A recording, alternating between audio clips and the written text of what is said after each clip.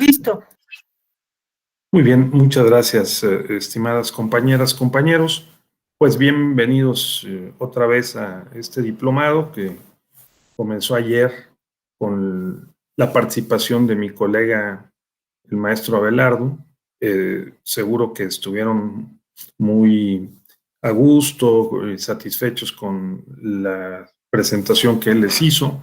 Los dos hemos diseñado y estamos coordinando este diplomado en epistemología jurídica que tiene que ver con el tema electoral, y a nosotros nos da mucho gusto que un número eh, considerable de ustedes pues se haya interesado por este curso. Yo soy su servidor, el doctor Raúl Ávila Ortiz. Llevo varios años dedicado a estudiar este tema y otros temas afines, ¿verdad?, que vamos a examinar. Y pues me parece muy importante que podamos compartir algunas de las ideas que nosotros hemos sistematizado, ordenado para irlas desarrollando a lo largo de este diplomado. Pero antes de que podamos pasar a explicarles qué es lo que pretendemos con el diplomado, a hacer algunas énfasis y desarrollar algunos contenidos, yo les quisiera preguntar para conocernos. Yo voy a estar con ustedes en varios módulos, igual que el maestro Abelardo. Entonces sí sería bueno que nos conociéramos un poco más y algunos de ustedes de manera breve pudieran exponer y compartir por qué su interés en la epistemología jurídica, una disciplina que se conoce poco, que es de carácter filosófico, que tiene sus aplicaciones prácticas, por supuesto, pero que en general no es la primera preferencia de muchos colegas, ¿no? Entonces, platíquenme por qué, cuál es la idea o por qué el interés en la epistemología. Quizá Felipe o Carlos, Andrea o Miguel puedan hacer algún comentario, Margarita, para irnos sincronizando, ya que vamos a estar juntos en las próximas semanas en varios momentos, ¿no? Sí. En mi caso tiene que ver, la neta, tiene que ver con que siempre me han gustado las cosas que a los abogados pues no les gustan, ¿no? ¿Tú no eres abogado, Felipe? No eres abogado. Y soy abogado, de hecho, ¿sí? Sí, soy abogado y soy sociólogo. Ah, buenísimo. No, bueno, en realidad lo único que soy es un güey que es nerd, ¿no? Y que no tenía amigos de morro. Eso es lo que yo soy en realidad, ¿no? Entonces, como no tenía amigos, pues leía. Y no tuve novia porque pues, tenía muchos barros en la cara. Entonces dije, no, si no le tundo chido, pues no se va a armar, ¿no? O sea, por guapo no la voy a armar, ¿no? Por mi linda cara no voy a vivir, la neta. Entonces, pues me puse a leer, lo único que hice fue leer, ¿no? Y del derecho, no sé, ¿no? Mis profes así y el derecho civil, y el mercantil, y ya saben, ¿no? Todo. Y el penal, pues el penal, ¿qué le ven al penal? Pero bueno, sí, ¿no? El derecho penal. Y entonces, pues de pronto, no sé, ¿no? Lógica jurídica y epistemología jurídica y sociología del derecho y todo este rollo. Dije, ajaja, aquí está lo que me gusta, porque me di cuenta de que si le entraba a esos temas, o sea, epistemología, sociología, lógica, todo ese rollo, pues son como la base, ¿no? Como la base que nadie ve que está detrás del sistema normativo. Y entonces me di cuenta que al final, pues el sistema normativo, ¿qué? ¿No? Ese como sea. El asunto es la ideología detrás, el asunto es los intereses, el poder, la lucha de clases. Todos esos rollos son los que están detrás de la construcción del sistema normativo. Y entonces, pues miren, de una vez se los digo. Como yo soy marxista, entonces dije, ya entendí, o sea, el jale va de este lado, ¿no? La neta, o sea, ¿para qué les digo? Es como, es una línea de interés, así, mi línea de investigación. Nada, la neta, solo es lo que me late y ya. Muy bien. No, pues muy importante, porque eso es la base también, lo que está detrás de la acción, ¿no? Es la motivación, ¿no? Para la acción, que es lo que sí, que es lo que te guste y lo que realmente te sientes conectado y te sirva más, ¿no? Para desarrollar intelectualmente y, ¿no? Tu representación, pues, ¿no? Tu tu modelo de la vida, ¿no? De la realidad, como dicen los sociólogos. Estaba yo leyendo hace rato ahí una introducción a la sociología del conocimiento, ¿no? Y y no, pues es fascinante, ¿no? Porque, pues, a ver, en qué consiste la realidad o el conocimiento sobre la realidad, ¿no? Si son lo mismo, no es lo mismo. No, pues muchas gracias, Felipe, muy bien. Gracias, muy bienvenido, sí. Sí. A ver, compañeros, sigamos adelante. Andrea o Margarita, Arturo, Miguel, a ver quién quiere comentar. ¿Cuál es el interés? ¿Qué saben hasta ahora de la epistemología? ¿Para qué creen que nos pueda servir? Bueno, yo soy Andrea. Gracias. Se me hace muy interesante este tema. A mí también me ha gustado siempre la lógica. El tema de la lógica jurídica se me hace fundamental para poder tener construir un pensamiento analítico y me va a ayudar mucho para desarrollar el trabajo que yo hago. Por lo general nos llegan asuntos en el trabajo en el que estoy de repente muy complejos de interpretación, entonces sí es importante tener este conocimiento o entender las bases y cómo construir un tipo de razonamiento lógico. Muy bien, correcto, pues muy importante. Es el tema de la epistemología, pues sí es fundamental, ¿no? Como filosofía del conocimiento, como abordaje de las formas de conocer el derecho y las disciplinas también que tienen un vínculo con el derecho, o ver el derecho desde otras disciplinas, ¿no? De manera interactiva. Eso está muy bien. Seguramente va a ser útil este diplomado como otros, ¿no? Creo que nos hemos encontrado, Andrea, en otros diplomados, o me equivoco, ¿no? ¿Es el primero que tomas? ¿Sí? ¿Con usted? Es el primero que tomo. Sí, pero... sí, has tomado otros, sí. Muy bien. He tomado otros y en la maestría tuve justamente sociología jurídica y se me hizo un tema muy interesante y me gustó mucho el pensamiento de Ronald Dworkin. Entonces sí, me interesa mucho este tema. Qué bueno, me da muchísimo gusto otra vez. Ojalá que verdaderamente te sea muy útil. Gracias. A ver, vamos a escuchar a Jorge. Sí. A ver, vamos a escuchar a Jorge y luego a Margarita. Jorge, por favor.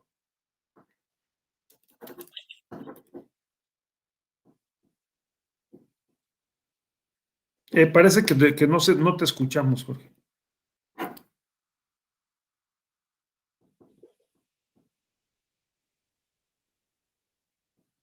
No te estamos escuchando, Jorge. Tal vez Si quieres, mientras lo arreglas, Margarita, ¿quieres participar? Hola, buena tarde a todas y a todos. Yo, siendo honesta, me inscribí porque es en un tema que, digamos que siempre me ha costado un poco entenderlo, o tal vez no me ha costado, simplemente nunca me he involucrado y siempre le he tratado de dar la vuelta.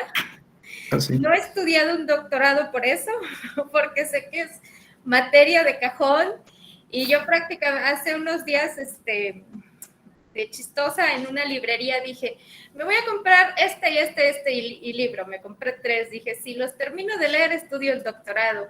Y así como arte de magia me apareció la convocatoria. Dije, pues ahí está otra prueba.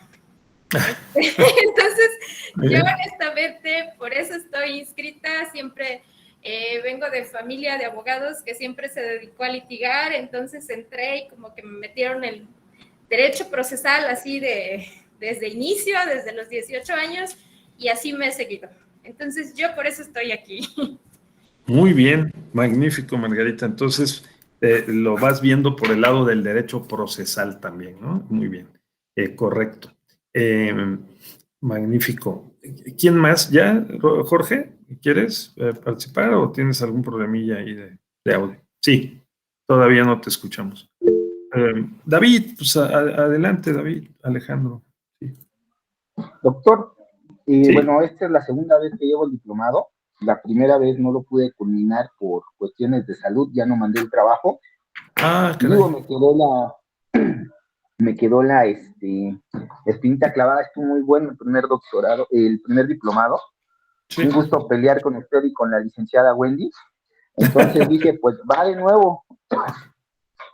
Sí, Sí, dije, va de nuevo. Claro, muy bien, pues, pues lo celebro, ¿no? Eso habla muy bien de ti, ¿no? Que regreses y ahora sí lo termines. Pues qué bueno, me da gusto, David, Sí, bienvenido. fue por cuestión del famoso bicho, ya no pude mandar el trabajo final, pero bueno, sí. Aquí estamos. Bueno, muy bienvenido, qué bueno que estás con nosotros, ¿no? Gracias, doctor. Sí, José Luis, por favor, adelante, José Luis.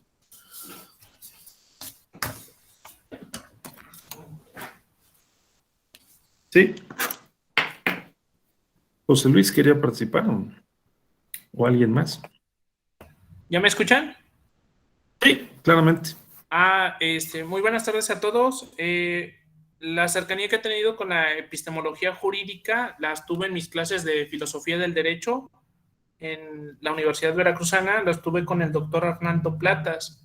Principalmente me acerqué a la epistemología jurídica por Marina Gascón Avellán, Michel Tarulfo, el doctor Enrique Cáceres Nieto, y se abocan más a lo procesal de todas las materias.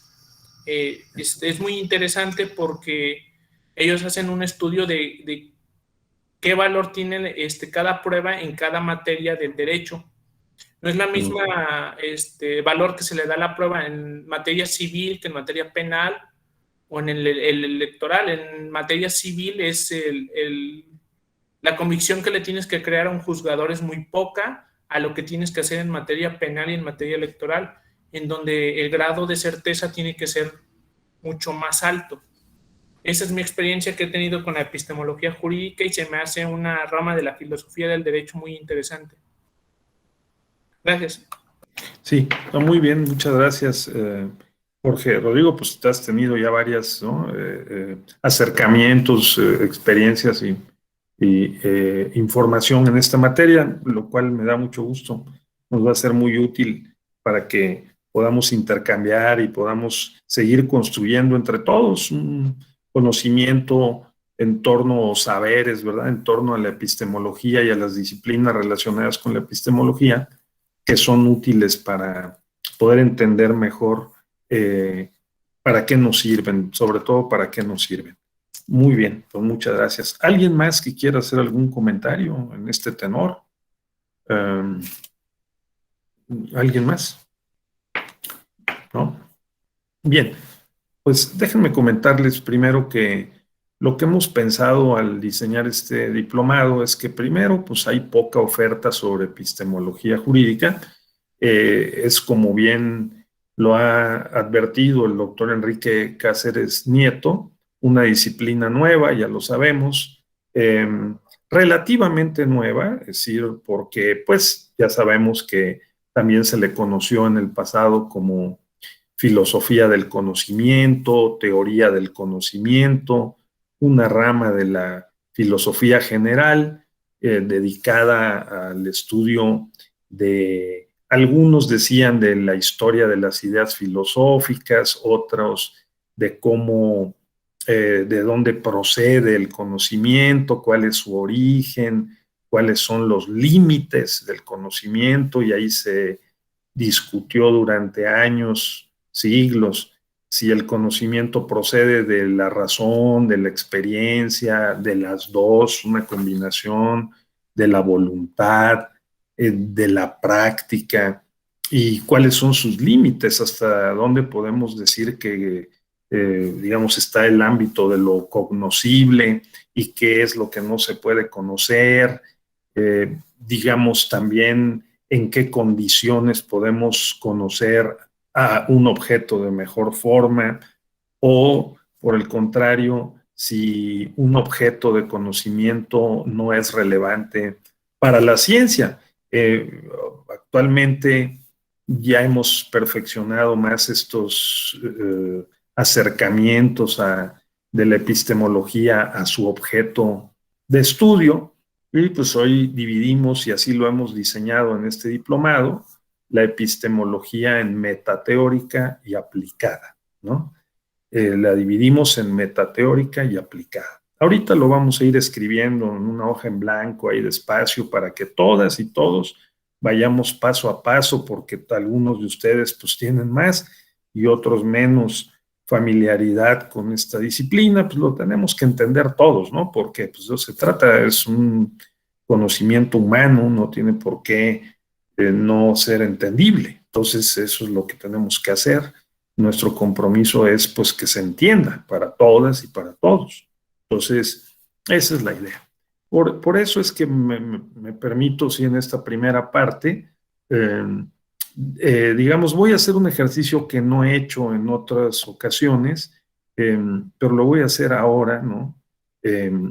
Porque creo que podría ser útil y que es, digamos, en lugar de seguir un guión, mejor lo que voy a hacer es que lo vamos a ir escribiendo, ¿no? Y así le vamos a ir todos entendiendo. Entonces, digamos, ¿qué es lo que nos planteamos el doctor Abelardo y su servidor para diseñar aquí el diplomado, ¿no? Entonces nosotros dijimos, bueno, pues si hay toda esta evolución, entonces vamos a pensar en que vamos a dividir la epistemología, ¿no?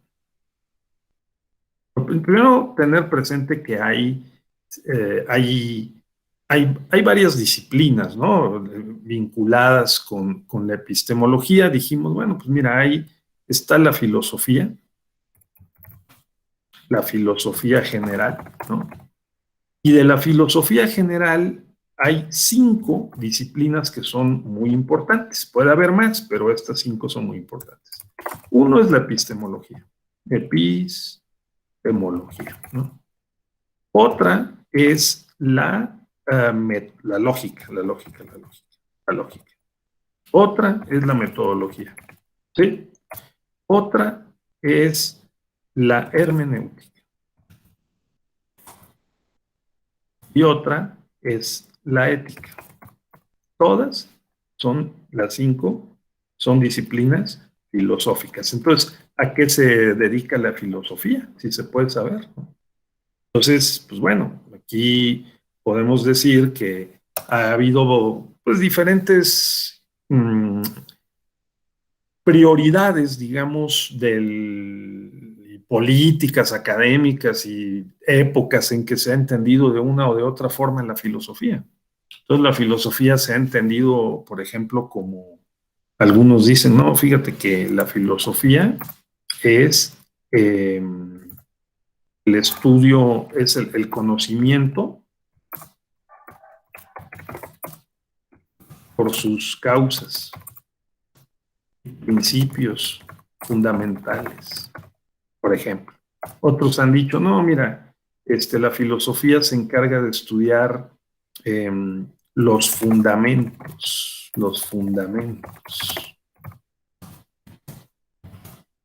de la vida y las ciencias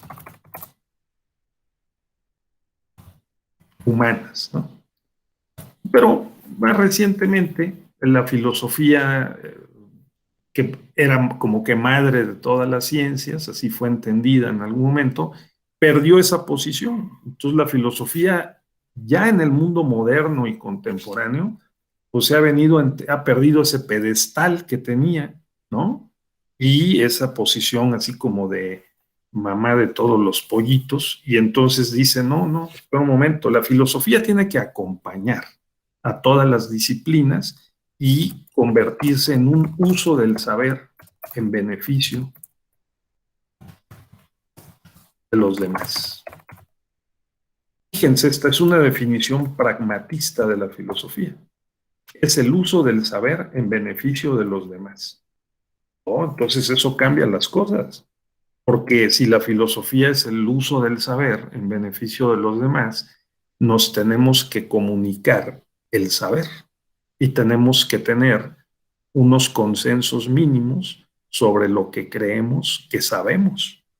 Y esta es la pregunta más importante de la filosofía contemporánea, ¿no? En términos de, no solo de los valores, está bien su vínculo con la ética, sino cómo sabemos que sabemos. Esta es la pregunta más importante que la filosofía trata de ayudar a las demás disciplinas, o sea, al derecho, a la sociología, a la ciencia política, ¿no? Y cómo usamos ese beneficio, ese saber en beneficio de los demás, porque bueno, si los demás también lo usan en beneficio de los demás, entonces también será en beneficio de nosotros. Una buena comunicación de los saberes, no solamente de los conocimientos técnicos especializados, fíjense ustedes, de los saberes en sentido amplio. O sea, lo mismo puede saber una persona de una comunidad, pueblo indígena, ¿no? De un entorno tradicional que resuelve sus problemas, ¿sí? Y usa el saber en beneficio de los demás y además no solo cree, sino prueba que sus soluciones o sus saberes sirven para resolver problemas. Entonces hemos poco a poco, digamos, ido diluyendo, pero yo soy partidario de que se mantengan, ¿no? Los ámbitos de especialidad, pues por eso estudiamos derecho, sociología, ciencia política, ¿no? Pero que dialoguemos y que dialoguemos también con los que no han estudiado, ¿no? Pero que saben, ¿no?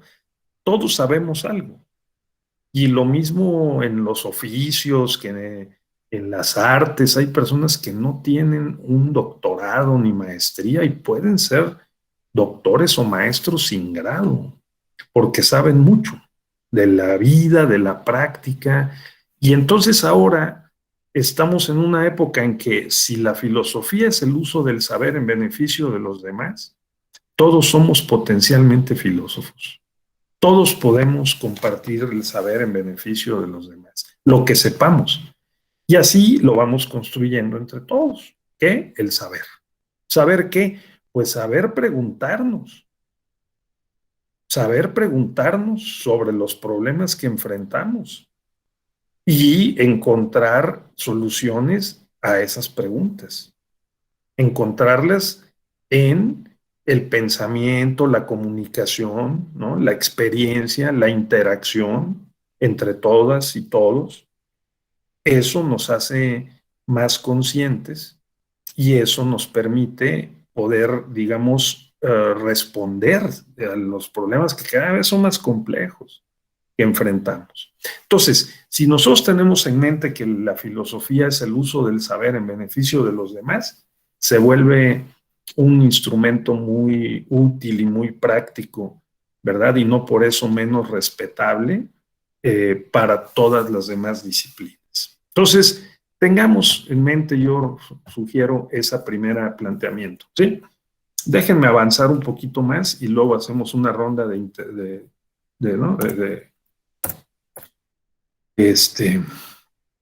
participaciones. Nosotros entonces dijimos, bueno, la epistemología, ¿qué es o sea, qué se dedica a la epistemología? Bueno, entonces vamos a decir, bueno, es una disciplina filosófica, porque estas 5 pues, son disciplinas filosóficas. Es una disciplina filosófica, fíjense ustedes, que se dedica a estudia, es una posibilidad muy de consenso, Enrique Cáceres, se mencionó a Michele Tarufo, están quienes aplican la epistemología a las teorías, a las pruebas, ¿sí? Entonces, ¿qué es lo que estudia la epistemología? La epistemología, técnicamente, o sea, en términos de sus raíces etimológicas, quiere decir alrededor del conocimiento, ¿no? Son las condiciones que rodean al conocimiento. Entonces, se ha dicho y se sostiene hoy que la epistemología estudia las condiciones bajo las cuales es posible determinar que una creencia que consideramos verdadera está justificada. Eso. Está fácil, ¿no? O sea, la epistemología estudia las condiciones bajo las cuales es posible determinar que una creencia que consideramos verdadera está justificada. A ver, David, a ver, José Luis, adelante.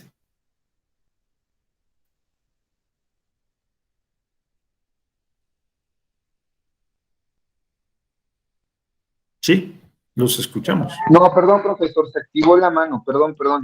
Sí, ¿alguien quiere? ¿Alguien más? ¿Omar?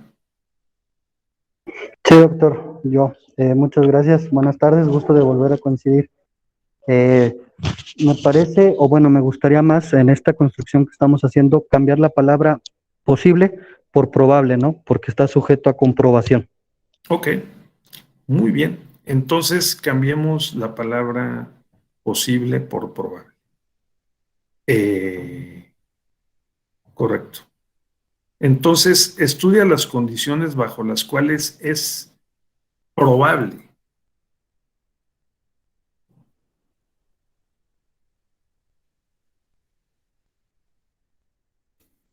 Bien, probable determinar que una creencia que consideramos verdadera está justificada. Muy bien, correcto. Ahora, ¿estarán ustedes de acuerdo en general? ¿Qué 4 palabras aquí, o 5, son fundamentales? 6, diríamos, ¿no? Yo creo que esta, miren. Esta. ¿No? Condiciones. Otra, una que muy bien dijo ahorita nuestro compañero, esta, que es probable. ¿Por qué dices que es probable? Dijiste que porque hay que probarlo, ¿no? Sí, ¿verdad?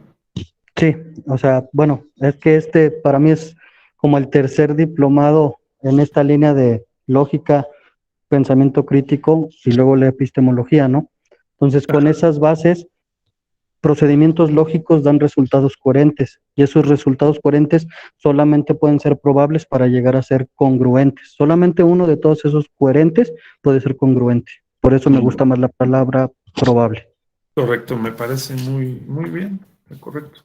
Entonces, a ver, estas 2, 4, 7 palabras son clave. Estudia las condiciones bajo las cuales es probable determinar que una creencia que consideramos verdadera está justificada. Entonces, a ver, aquí, lo primero que habría que aclarar es bajo qué condiciones. ¿Qué condiciones? ¿No? La respuesta puede ser esta, que es un poco lo que comentó ahorita nuestro compañero. ¿Bajo qué condiciones? Lógicas, metodológicas, hermenéuticas. ¿Sí? Por lo menos, ¿no? ¿Bajo qué condiciones? Es probable determinar que una creencia que consideramos verdadera está justificada. Por lo menos. Porque es que el compañero dijo, no, pues es que tiene que ser coherente, si no, no es probable, tiene que ser consistente. La consistencia está nutrida por la coherencia, está nutrida por la pertinencia. Son conceptos epistémicos, o sea, que tienen que ver con la solidez de un enunciado, de algo que decimos que es verdad, de un juicio. Entonces, estudia las condiciones lógicas, metodológicas, hermenéuticas, bajo qué enfoque, con qué método de interpretación, con qué pasos metódicos o metodológicos, ¿no? Para poder llegar a un determinado, digamos, a un determinado conocimiento, ¿no? ¿Por qué vía? ¿Con qué estructura mental? ¿Con qué lenguaje? ¿Y con qué enfoque? Incluso en qué contexto. A ver, José Luis.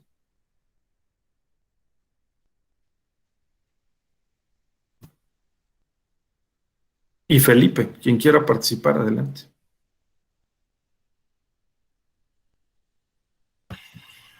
Nada, prof, que el tema es justo, no sé, la parte que a mí más me interesa, al menos, es la parte hermenéutica, ¿no? No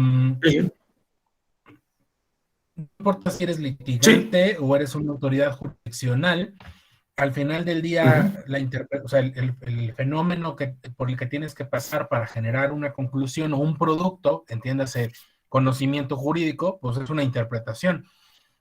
Claro. Justo, y entonces me parece que la pregunta que subyace no es ¿por qué el control ex oficio? Sí, de acuerdo, todo eso está chido, ¿no? Pero, ¿de dónde viene, ¿no?, esa interpretación? ¿Quién eres? ¿Qué estudiaste? ¿A quién leíste? ¿Cuál es tu, así de claro, cuál es tu ideología, ¿no? ¿Desde qué marco ideológico estás construyendo conocimiento jurídico? Porque eso también es como bien relevante, ¿no? En fin. Sí, allí, claro, vamos a entrar más adelante, pero es bueno irlo discutiendo en el tema de las garantías, precisamente del conocimiento, ¿no? Del conocimiento que se considera, digamos, no científico, vamos a decir, válido para un auditorio como lo estableció Stephen Toulmin, ¿no? Theodor Fiebe, para un auditorio universal, determinado. Cuando decimos auditorio universal es para un determinado universo de personas que es relevante para ese conocimiento, ¿no? Para la comunicación de ese conocimiento. Entonces, porque, por ejemplo, nosotros estamos aquí discutiendo esto, pero esto puede ser que no les importe nada a muchas comunidades que, para empezar, no están aquí con nosotros, pero si nosotros objetivamos este conocimiento y buscamos un consenso más amplio con diversos auditorios, lo podemos hacer más generalizable, ¿no? Entonces, a lo que voy es a lo siguiente, fíjate, Felipe, que sí, yo comprendo el punto de vista de que la ideología puede condicionar a la epistemología, en síntesis, ¿no? Y a la hermenéutica, que es la interpretación y la argumentación. Entonces, pero hay algo que sí hay que considerar, que está entreverado con las dos, y que es la lógica y la metodología. Es decir, porque si la ideología en términos de... ¿No? Porque si la ideología... yo sé que esta es una discusión probablemente inacabable, y sobre todo, como tú dijiste, ¿no? Con la formación marxista, que yo comparto en buena medida, la entiendo, lo comprendo. Mi papel no es convencer, fíjate, Felipe y compañeras, de ninguno de los enfoques, sino ponerlos todos sobre la mesa para que cada quien escoja el que prefiera, ¿no? O siga desarrollando el que prefiera. Entonces, sí, esa es una posibilidad, ¿no? Que la ideología condicione a todo lo demás, a la epistemología, la lógica, la metodología y la hermenéutica. Y la ética, incluso. Y la otra posibilidad es que las pongamos a dialogar, que es lo que creo que puede ser un camino, pues, para sacarle provecho a las 5 disciplinas, ¿no? Pero bueno, muy bien, acusamos recibo, tomamos nota, está muy bien. A ver, ¿quién más quiere participar? José Luis, Omar, Alejandro. Adelante. Gracias, doctor. Eso era justo lo que quería tratar. Me parece que por ahí le dieron al clavo, ¿no? En la definición pusimos transmitir el conocimiento a los demás. ¿Y qué quiere decir eso? Hacer algo subjetivo, objetivo. ¿Qué quiere decir? Mi aceptación de un conocimiento la quiero transmitir, la quiero hacer aceptable para mi comunidad, ¿no? Y luego entonces hablamos de comunidades epistémicas. Para los de este grupo, la definición que estamos dando va a ser objetiva, porque la vamos a aceptar. Pero para otras comunidades epistémicas, otros diplomados de epistemología, tal vez no sea objetiva. Correcto. Entonces, esa es la importancia de la transmisión, ¿no? Y ahí es donde se involucran la lógica para saber primero que el conocimiento tenga validez. Correcto. ¿No? Después, la metodología para saber cuál es el método que vamos a utilizar para poder transmitirlo, que son cosas que parecieran iguales, pero no lo son. Y después la hermenéutica, estos criterios de argumentación y de interpretación, ¿cuál es el criterio que subyace a esa comunidad epistémica a la que tú le quieres transmitir conocimiento, ¿no? Digamos, pensemos en la Suprema Corte, pero de los 80s. El método era el subsuntivo. Entonces ahí ya tenías la hermenéutica, ¿no? La hermenéutica subsuntiva. Pero ahora ya no es así. Ahora la hermenéutica cambió. Pienso que por ahí me está gustando la definición. Muy bien, Omar, también me parece muy, muy interesante y muy útil lo que has opinado, porque esto es, digamos, una posibilidad. ¿Ves, José Luis? Estamos respetando todas las opciones. A mí me gusta mucho tanto Luhmann en sociología como Ferraioli en derecho, de poner a dialogar las diferentes disciplinas, garantizarle su ámbito a cada una, porque sí hay, digamos, el ámbito de lo jurídico, el ámbito de lo sociológico, ¿no? El ámbito de lo comunicacional, de lo politológico, y ponerlos a dialogar. Eso me parece muy, muy útil. Entonces, esto que mencionas, Omar, dices, el uso del saber en beneficio de los demás también para mí, de mí para los demás. Hay en esto, como bien dijiste, una expresión muy, muy, muy afortunada, comunidades epistémicas, y vamos a decir que culturas epistémicas, ¿no? Porque las culturas epistémicas, por ejemplo, José Luis nos ha planteado su juicio sobre la relación entre estas disciplinas desde una cultura epistémica. Esa cultura epistémica él claramente la confesó al inicio, en la primera intervención, que es marxista. Entonces puede haber una cultura epistémica que sea también, que sea funcionalista, por ejemplo, ¿no? Crítica. Puede haber una cultura epistémica monoculturalista, puede haber una cultura epistémica intercultural y así, ¿no? Entonces hay diferentes, ¿verdad, Felipe? Eso nos permite, con este concepto de culturas epistémicas, poner a dialogar a diferentes comunidades epistémicas que, digamos, usan diferentes o han construido o hablan, piensan y hablan desde diferentes culturas epistémicas. Entonces sí, el comunalismo es una cultura epistémica, el liberalismo es una cultura epistémica o traduce una cultura epistémica, o sea que es la forma como, digamos, las formas mentales, ¿no? Y emocionales también, que subyacen a la visión o al abordaje de un objeto de conocimiento. José Luis, ¿tú quieres participar? ¿Alguien más? Sí, con mucho gusto. Adelante. No, es que está aquí como levantadita la mano, ¿verdad? Pero no. Entonces, bien. Bueno, entonces eso es lo que un poco nosotros nos hemos representado, ¿no? Con el maestro Abelardo. Y entonces, digamos, bueno, entonces, ¿bajo qué condiciones? Bueno, pues son condiciones lógicas, metodológicas, hermenéuticas, bajo las cuales es posible determinar que una creencia que consideramos verdadera está justificada. Bueno, aquí podemos decir también, culturales, o sea, para incluir el tema de la cultura epistémica. ¿Bajo qué condiciones? ¿Bajo qué condiciones culturales? Porque una es la cultura de la ciencia dialéctica, de la dialéctica, del materialismo histórico dialéctico. Por ejemplo, en ciencia política pues hay varias escuelas que son propiamente culturas epistémicas, ¿no? Es decir, que cultivan el enfoque, el estudio del poder, pues de diferentes enfoques. Sí, por ejemplo, yo conozco más o menos de cerca la cultura epistémica el llamado institucionalismo histórico empírico.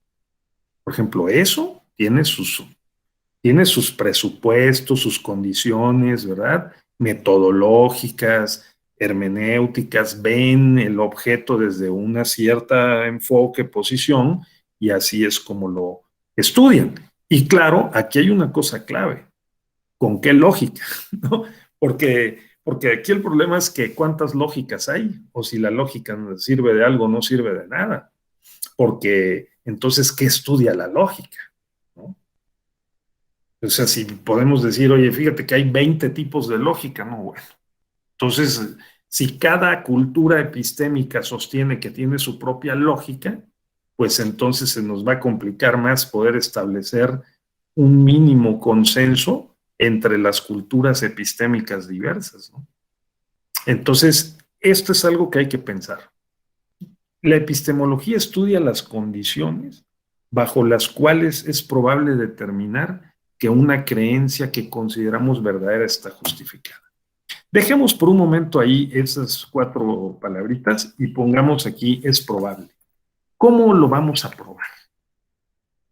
¿Qué es que es probable? O sea, no hay un grado de certeza absoluto en nada, ¿no? Simplemente tiene la certeza, digamos, el conocimiento o la verdad no son absolutos, sino admiten un grado de certeza, de probabilidad, justamente.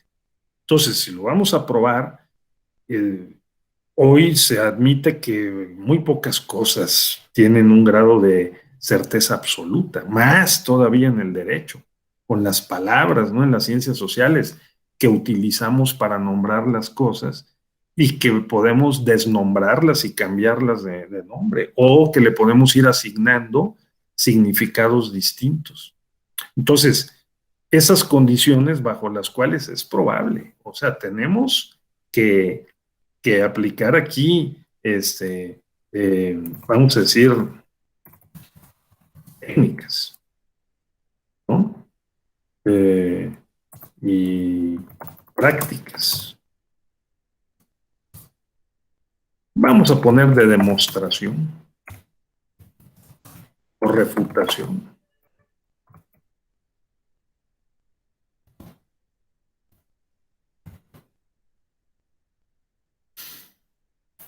Para determinar. O sea, determinar. ¿Qué es determinar? Es determinar que una creencia verdadera está justificada. Tenemos un problema, ¿eh? A ver, que es definir mínimamente, ponernos de acuerdo en qué significan estas palabras, ¿no? Entonces, por ejemplo, ¿qué significa determinar? ¿Sí? A ver, por favor, adelante. Dice el diccionario. A ver, sí, adelante. Gracias, doctor. Pienso que otra vez habría que cambiar la palabra de determinar a delimitar, ¿no? Porque por ahí el profesor Abelardo nos había dicho que no existían factores determinantes, que eran factores condicionantes. O sea que podríamos utilizar determinación como condición, pero allá está la palabra condición ahí. Estudia las condiciones. O sea que son esos factores condicionantes, culturales, lógicos, metodológicas, hermenéuticas, bajo las cuales es probable determinar. Determinar es tomar una decisión.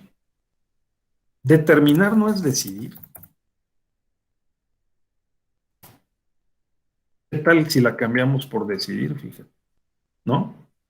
O decidir es delimitar, porque probablemente decidir incluye delimitar e incluye determinar. Tomamos una decisión. Probablemente está mejor decidir. Les voy a decir por qué. Porque cuando nosotros hacemos una interpretación, en realidad tomamos una decisión.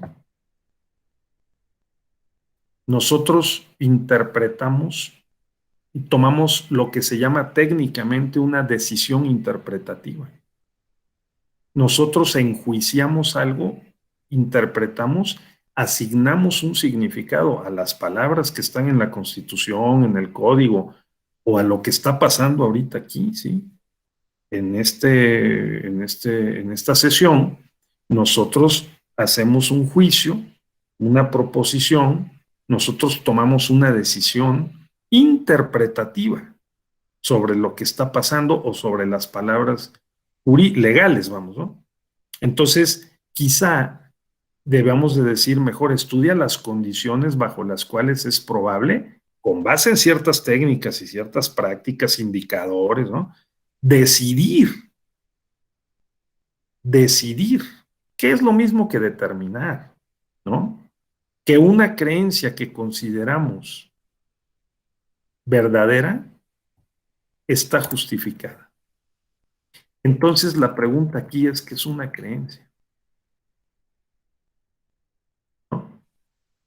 ¿Qué es una creencia? ¿Alguien más quiere opinar sobre esto que estamos construyendo? A ver, la creencia es una idea o pensamiento que se asume como verdadero.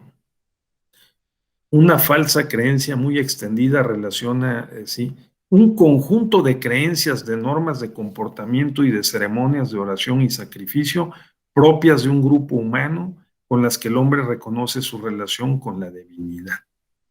Me quedo con la primera, idea o pensamiento que se asume como verdadero. Una creencia, idea o pensamiento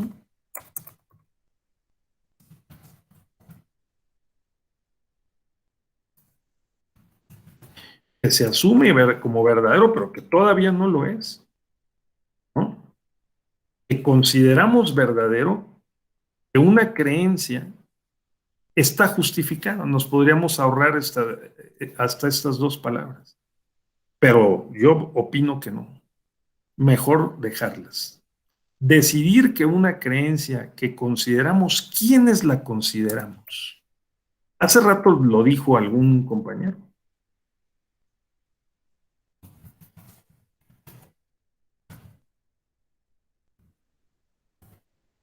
¿Quién lo considera? Una comunidad epistémica, ¿no? O sea, nosotros estamos o podemos acordar que esta es la definición o esta es nuestra definición operativa de epistemología. Pero como bien dijo el compañero, sí, nada más que vamos a otro grupo y probablemente van a construir otra definición. ¿De qué depende? Depende de que el auditorio relevante, que en este caso somos los que estamos aquí, ¿no? En esta sesión, estemos de acuerdo con esta definición. Entonces, las creencias que consideramos, ¿quién? La comunidad epistémica. Como dijo, como han establecido, les digo, Stephen Toulmin, ¿no? Este gran argumentista, ¿no? Es el auditorio relevante, el que decide qué creencias están justificadas. Entonces, tener presente esto. Ahora, una creencia que está justificada puede, digamos, tener un auditorio muy amplio y convertirse en auténticamente universal o global. Por ejemplo, ¿ustedes consideran que hay algún concepto, alguna institución, si ustedes quieren alguna idea, que alcance un grado de generalidad y de consenso tan amplio que pueda ser global o no? A ver, Diana.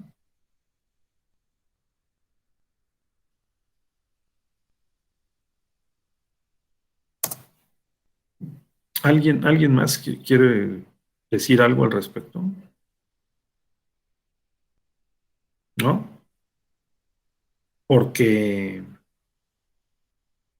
habría que ver qué entendemos por verdad. Si alguien quiere opinar, no lo dude, adelante. Doctor. Sí. Muy buenas noches, compañeros. Escuchando detalladamente sus acertados comentarios y las opiniones de los compañeros, me vino a la mente algún comentario del doctor Narváez en otro diplomado, que gustosamente tuve el placer de escuchar, donde él comentaba que ahorita hay un fenómeno jurídico de occidentalizar el derecho. O sea, que toda esta corriente del derecho que tenemos, o toda la estructura que estamos implementando en el país, viene precisamente de estas categorías, pensamientos o corrientes europeas. pero sin embargo, se deja a un lado los orígenes, la tradición y los fenómenos que ocurren, ya no digo en América Latina, lo pongo en el contexto nacional. Entonces, a veces, de manera filosófica o de manera tradicional, podemos observar que a veces este tipo de criterios jurídicos, corrientes, filosofías, pensamientos, estructuras, mecanismos, luego no corresponden a los fenómenos que estamos viviendo. Por ejemplo, Europa no, por decirlo, Europa no tiene un nivel de violencia en las calles como lo tenemos nosotros en el país. Entonces, de alguna manera, yo creo que es una problemática que surge, porque de alguna manera los juzgadores, los operadores jurídicos, se les está enseñando ciertas estructuras, ciertos mecanismos, pero pues que no son compatibles con el día a día de las problemáticas que se ven en los juzgados o que ven los magistrados o los ministros. Así mi comentario, doctor. Muchas gracias por la oportunidad de la palabra. Sí, Arturo, sí, cómo no, muchas gracias. Bueno, pues toca de lleno al tema justamente de epistemológico, ¿verdad? La construcción de los conceptos que son también contextuales y son culturales, la importación o el trasplante de ideas, instituciones jurídicas y la posibilidad de que operen o no en contextos para los que no fueron creados. Esta, como dijiste, occidentalización del derecho que hemos vivido pues durante siglos porque lo hemos importado, sí también tiene que ver desde una perspectiva de sociología política del conocimiento, ojo con esto, sociología política del conocimiento, pues como los grupos humanos y las culturas, las sociedades dominantes, imponen esos modelos mentales en otras, que es lo que defiende, critica y a la vez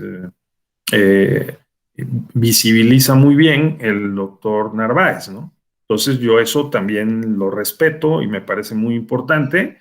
En la modernidad propiamente ha establecido modelos mentales de sociedades que han sido dominantes en determinadas épocas en que han podido hacer esta operación de influir e implantar sus modelos mentales, vamos a decir, si ustedes quieren, sus culturas epistémicas, e incluso han cometido epistemicidio, ¿no?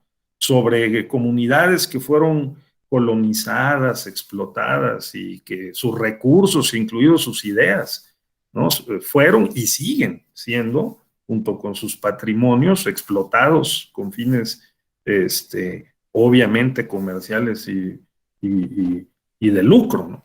Entonces, sí, yo estoy de acuerdo con eso y estimo que por eso es que, digamos, nuestra búsqueda de encontrar nuestra búsqueda para encontrar algunos conceptos que nos puedan servir como de común denominador en lo posible, pues para poder comprender mejor estos fenómenos, ¿no?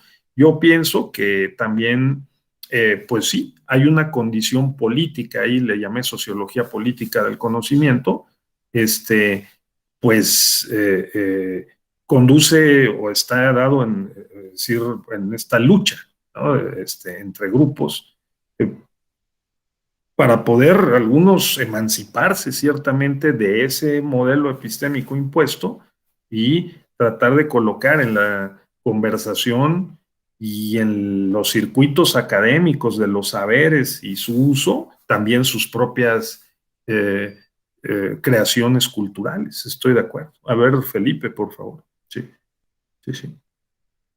Muy bien, Arturo, bastante bien. Adelante, ¿quién quiere opinar? Felipe. Sí. También había una compañera, ¿verdad?, que quería opinar, por favor, adelante. No te escuchamos, Felipe, creo que tu micrófono, pero alguien más había Sí, dale, sí. Felipe, dale. Gracias. Lo que decía Arturo me parece bien importante porque abonando, digamos, a eso a este marcaje, a esta enmarcación que él hizo, ¿no? Que me parece bien acertada. Pues es que para hablar de la epistemología de nuestro derecho, el derecho mexicano, habría que pensar en estos días, quiénes, o sea, de cuándo autores españoles, alemanes y franceses, pero sobre todo españoles y alemanes para formar nuestra ética pública, ¿no? Y luego hay que pensar de qué años más o menos son los textos que leemos. O sea, todo, o sea, los Alexis, los Atienza, los ¿no? Digan todos los autores alemanes, Ferraiolis, etcétera, todos los autores europeos que leemos, pues son autores que escribieron entre los 80s y los 90, ¿no? Cuando mucho el Principia Juris es de principios del siglo XXI. Pero habría que pensar que la Europa que vieron esto, en la que escribieron los autores, uno es Europa Central, ¿no? No es la Europa ex Unión Soviética. No estamos leyendo esos autores. Leemos puros autores centroeuropeos, uno. Dos, los autores que en los 90s y 80s, 90s, principios del siglo XXI, pues pensemos que Europa era el centro emisor del neoliberalismo, ¿no? Y de las políticas de libre mercado. Difícilmente, y el asunto de los derechos humanos tiene toda la relevancia del mundo, pero ojo, porque digamos que los derechos humanos están pensados como la manera de proteger, digamos, las libertades, sobre todo la libertad de trabajo para contratarse en el mercado laboral y seguir generando capital. Entonces, la idea, ¿a quién estamos leyendo? ¿De qué periodo son los libros que estamos leyendo? O sea, de qué años más o menos. Y en ese sentido, enmarcar esos textos en la realidad que vivían los autores en esos momentos, ¿no? Porque entonces... Sí, muy bien. Lo que decía Arturo cobra relevancia totalmente. Magnífico. No, lo que estás diciendo, Felipe, y en relación con lo que mencionó Arturo, es fundamental. O sea, sí hacer una sociología histórica crítica del conocimiento, ¿no? Sí, para ver, digamos, vamos a llamarle consistencia, la legitimidad de esos textos para contextos en los que no fueron creados, ¿no? Para otros contextos y otras realidades. Sí, claro. También hay que hacer notar lo siguiente, por eso yo comencé diciendo, ahorita vamos, Diana, que este punto, muy importante, que es la sociología del conocimiento, ¿no? Por ello le agregué incluso sociología política del conocimiento.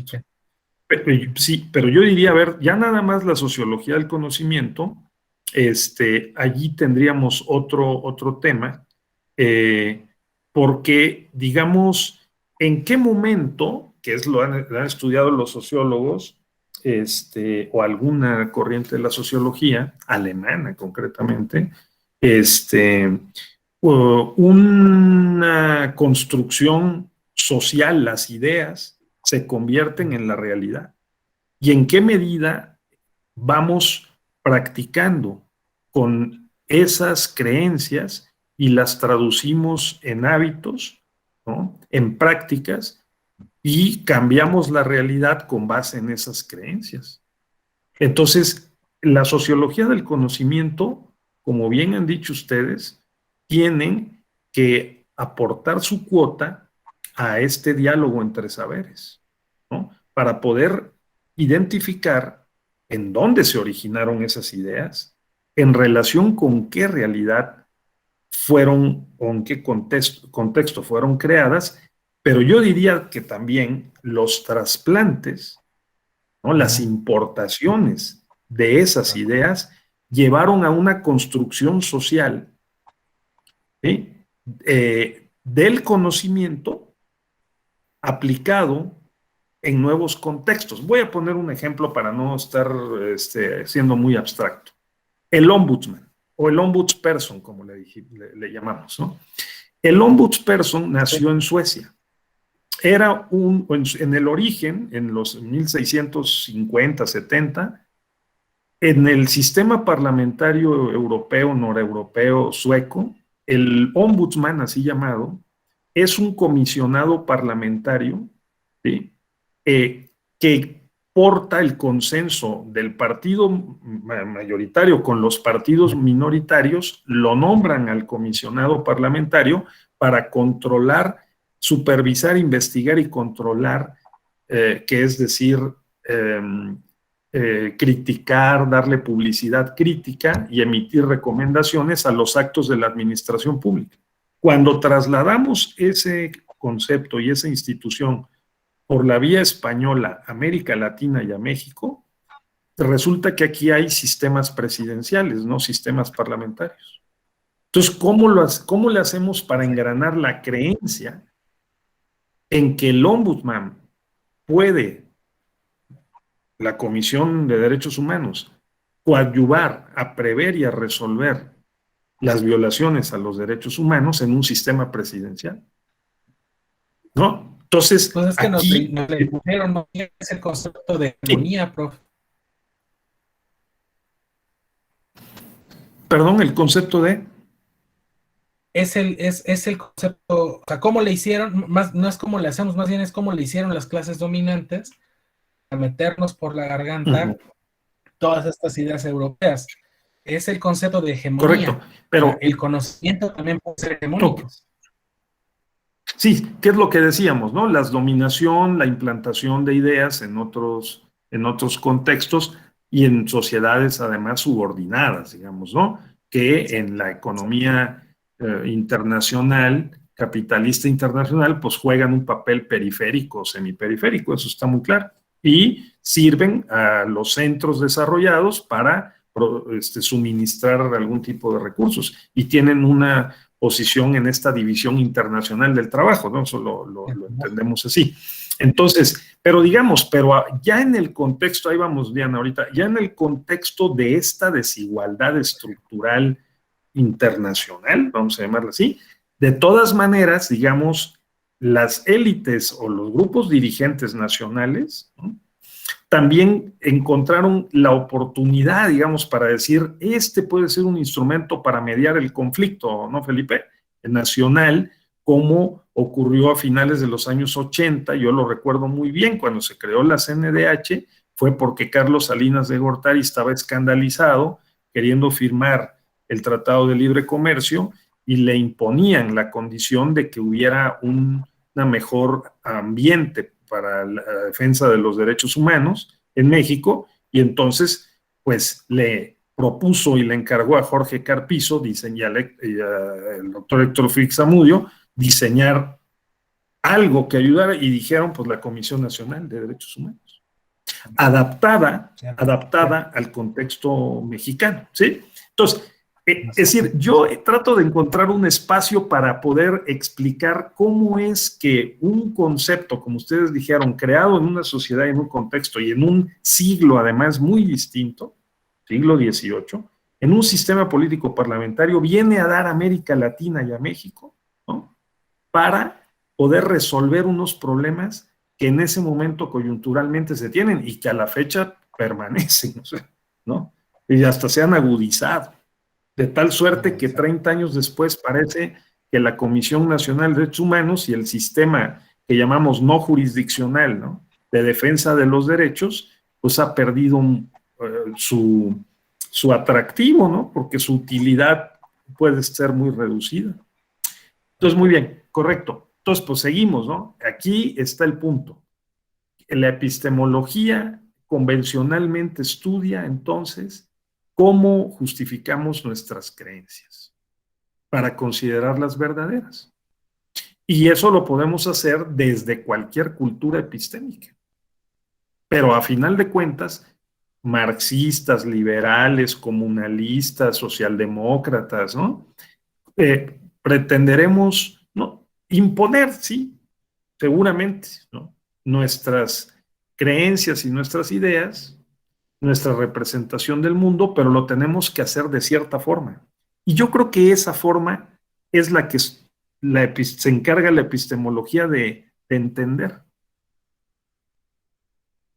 ¿Verdad? A ver, ahí me detengo tantito. Es decir, en otras palabras, la epistemología sirve para todas las culturas epistémicas. O en otras palabras, todavía mejor, la filosofía como uso del saber en beneficio de los demás se auxilia de estas 5 disciplinas porque están interrelacionadas para poder explicar cómo justificamos nuestras creencias. Ya sea en una comunidad epistémica A, B, C o D. Aproximadamente ese sería mi planteamiento. Ahora sí, Diana, perdón, porque nos emocionamos aquí, pero... Perdón, sí, claramente. Ay, qué bueno, es que no servía el de la computadora. Sí, o sea, justo analizando la definición, o sea, más que las palabras que componen la definición y cómo las definimos, lo que me causa, pues sí, voy a decirlo, conflicto, es que si podemos poner la definición en la pantalla, por favor, profesor, para ejemplificar claro. un poco más mi punto. Sí, claro. Ahí voy. Bueno, voy adelantando a lo que... Ahora sí. Cuando nosotros decimos que gracias, dice, estudia las condiciones culturales bajo las cuales es probable decidir que una creencia que consideramos verdadera está justificada. Pero la misma epistemología o la metodología de análisis de esas condiciones es en sí misma una creencia. Entonces parecería que hay una falla lógica. Parecería que pierde la pureza, si se le puede llamar así, la pureza explicativa, la epistemología, para convertirse en sí misma su propio objeto de estudio. Entonces, partiendo de eso, podríamos decir que hay una autoridad, y si me permiten, moral, por parte de quien ostenta o se dice estudioso o quiere estudiar la epistemología, de juzgar a otras creencias bajo parámetros. Porque si bien no hay un postulado ideológico claro, equiparable al marxismo o al liberalismo u otras corrientes de pensamiento, sí hay un postulado de la metodología con la cual se analizan, o sea, el estándar o parámetro con el cual se valida o no que esa creencia está justificada. Entonces, más allá, yo diría que lo interesante de inicio, en mi opinión, sería definir a la epistemología y cómo se aparta de su propio objeto de estudio para impedir que haya una falla lógica que pervierta de origen su pretensión. Y en esto, o sea, justamente con el ejemplo del ombudsman, me aclara un poco lo que quiero decir. Cuando nosotros decimos que es interesante estudiar la manera en la cual el ombudsman o la figura del ombudsman adquiere autoridad moral para juzgar si hubo o no una violación de derechos humanos, pues en sí mismo el establecimiento de la metodología para determinar que adquirió esa autoridad y que llegó a implementar parámetros de evaluación es en sí mismo una creencia. Entonces, no sé si hay ya una respuesta a esta que yo creo es una paradoja de la misma definición de epistemología. Sí. No, pues está muy bien, muy perceptiva y muy aguda la observación, ¿no? Porque la propia epistemología es una creencia, ¿no? En síntesis. Entonces, ¿cómo es que la epistemología se autonomiza, ¿no? De sí misma para poder cobrar la autoridad filosófica que pretende tener, ¿no? Para gobernar, digamos, esos significados. Si al mismo tiempo la propia expresión es una creencia. Es eso, ¿no? Sí, exactamente. Entonces, sí. No, pues es muy buena, porque por eso yo sostengo que no hay una relación jerárquica entre las 5, ¿no? Yo me he permitido escribir ahí en el blog de Axis, ¿no? De la Escuela Judicial, un pequeño texto que se titula 5 disciplinas filosófico-prácticas, el pentágono filosófico-práctico, que son estas 5, pero sin que haya una relación de jerarquía entre ellas. porque nos conviene más pensarlas para todos los efectos teóricos y prácticos como 5 disciplinas interactivas, en donde la propia epistemología no es que gobierne a las demás, sino que también se retroalimenta con ellas. Eso podría salvar el tema, porque la hermenéutica pro momentos, creo yo, podría, digamos, corregir a la propia epistemología, interpretando sus propias creencias, digamos, ¿no? Y así misma como una creencia, podría corregirla. Y a su vez la ética podría poner límites, ¿no? Entonces, eso, espero haber dado respuesta, por lo menos incipiente, sí, ¿no? Sí, o sea, el ruido que me causa es, bueno, ¿dónde se fundamenta la autoridad moral de la epistemología sobre las ciencias? No. En otras palabras, sí, la autoridad moral en términos epistémicos, ¿no? O sea, ¿cuál es la autoridad epistémica de la epistemología, ¿no? O sea, exactamente. ¿no? Sí, por eso hay una disciplina que es la metaepistemología, que la verdad no quisiera entrar en este momento porque nos vamos a meter en una discusión muy interesante, pero que debemos de dejar para otra ocasión. Entonces, pero muy bien, te felicito, pues es muy, muy, muy aguda la observación. Sí, yo la salvaría por el momento diciendo que no hay una relación jerárquica, sino que son interactivas, forman parte de un círculo interactivo de saberes. Así, más o menos. Entonces, sí. Okay. Así. Entonces, ahora, la que consideramos verdadera, porque aquí, digamos, para seguir este método un tanto medio formal y, ¿no?, tradicional, de decir, bueno, ¿qué es la verdad? ¿Qué es lo verdadero? ¿No? Una solución formal a esto es verdadera porque hay una relación entre digamos, entre proposición y realidad, o entre enunciado y experiencia, o siendo más modestos, y objeto. Y además que está justificada. Ahorita regreso. Esto que está justificada es que está sustentada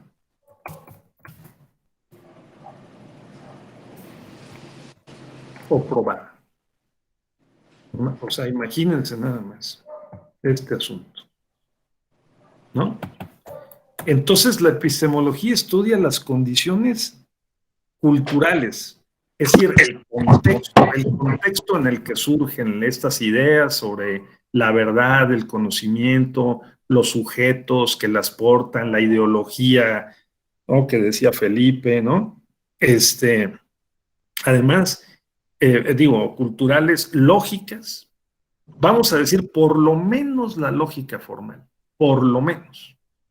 Antes de entrar a los otros 20 tipos de lógica que hoy disponemos, lógica deóntica, lógica modal, lógica difusa, lógica informal, lógica matemática, no. A ver, despacito. Lógica formal. Las condiciones culturales, lógicas, metodológicas, el orden que seguimos, un tipo de método, de técnica, ¿no?, de operación ordenada para poder llegar o acceder o esclarecer lo que consideremos un saber más o menos cierto. Hermenéuticas, porque lo hermenéutico incluye la interpretación y la argumentación, ¿no? Es decir, los argumentos interpretativos, que son el resultado, o sea, que producen un resultado. O sea, los argumentos interpretativos, estimo yo, digamos, reúnen las dos caras de la moneda, ¿no? La decisión interpretativa y la justificación de esa decisión interpretativa. Y bueno, para determinar o decidir que una creencia, es decir, que una idea o un pensamiento que pretendemos que puede ser verdadero, que una comunidad epistémica además considera que es verdadero, verdadero en términos de una relación entre lo que decimos es coherente o conforme con la realidad, el enunciado, o entre enunciado y experiencia o el objeto al que nos estamos refiriendo, está justificado. Y esa justificación está dado otra vez por la argumentación, por las evidencias y las pruebas. O sea, sin justificación suficiente, una creencia no puede convertirse en verdadera. Porque tenemos que justificar, que es ofrecer los argumentos y las pruebas para lograr que una conclusión sea aceptada. La conclusión simplemente de un silogismo. Si nosotros decimos si A es, entonces B, y en los hechos ocurrió A y por lo tanto B, entonces nosotros tenemos que justificar que eso efectivamente ocurrió.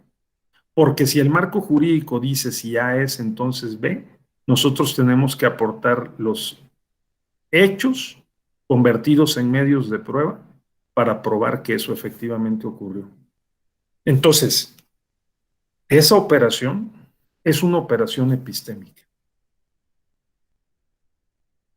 O sea, en otras palabras, cualquier operador jurídico, pero vamos a decir el fiscal, si el fiscal le formula una imputación a un presunto responsable y le solicita al juez que lo vincule al proceso, es porque considera que está justificada la formulación, la pretensión de que lo vinculen al proceso.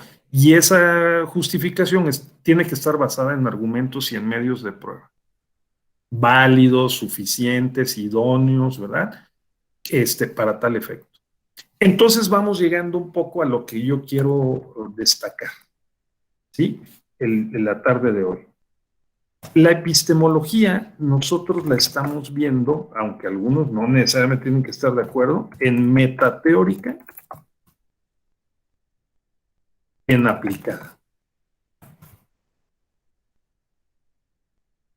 O sea, la epistemología jurídica la podemos clasificar entre muchas clasificaciones que puede haber, pero aquí nos interesan dos, por lo pronto.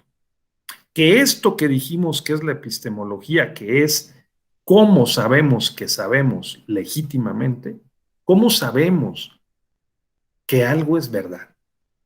O sea, que es constitucional, que es legal, que es válido, que es inválido, que es inocente o que es culpable, ¿sí? ¿Cómo lo sabemos en relación con las teorías que hablan de eso?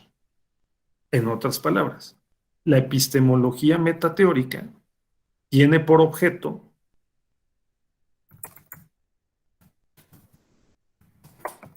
las teorías que estudian, no más que estudian, que describen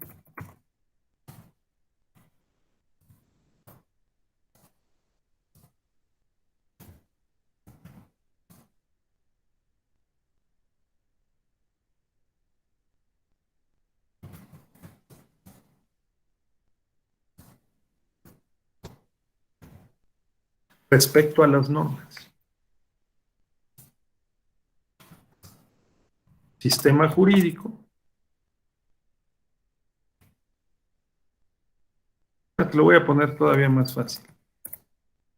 Principios.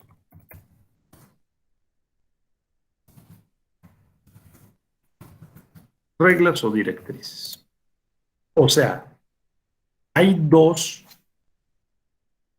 grandes ámbitos en donde se desarrolla la epistemología, en tanto una pretensión de legitimidad del saber, en síntesis, que es cómo determinar o decidir que una creencia está verdaderamente justificada, ¿no? O sea, la pretensión de la legitimidad de los saberes es una condición o tienen significan una condición o estatus epistémico.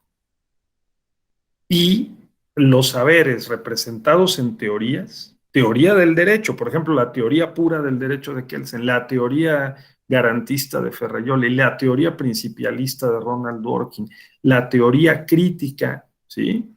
Del derecho de Óscar Correas, ¿no? Cada una de estas teorías puede ser observada por una metateoría. Esa metateoría es la epistemología en la dimensión teórica.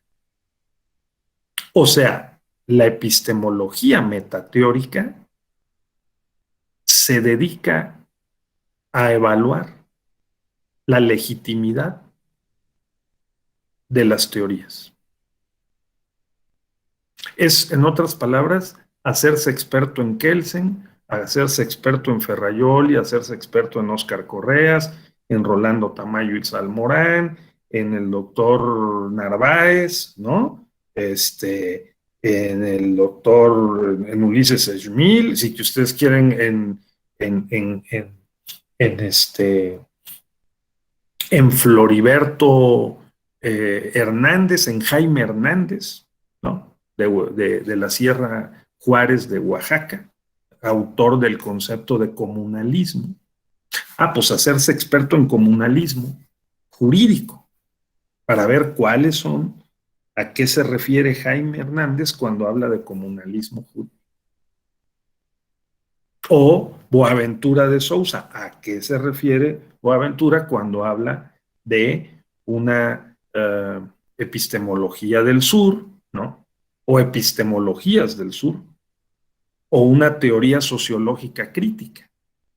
En la epistemología metateórica tiene que, o se dedica a estudiar esas teorías para poder determinar bajo qué condiciones Boaventura, Kelsen, Ferrajoli, Rolando Tamayo, Ulises Schmil o Jaime Floriberto Hernández, ¿sí? Consideran que sus teorías son válidas. ¿Estamos de acuerdo? Sí he transmitido el mensaje, supongo que sí, ¿no?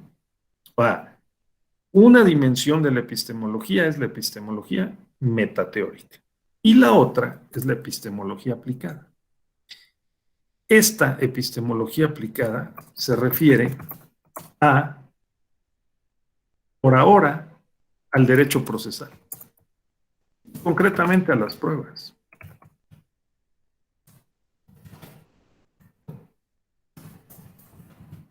En el proceso.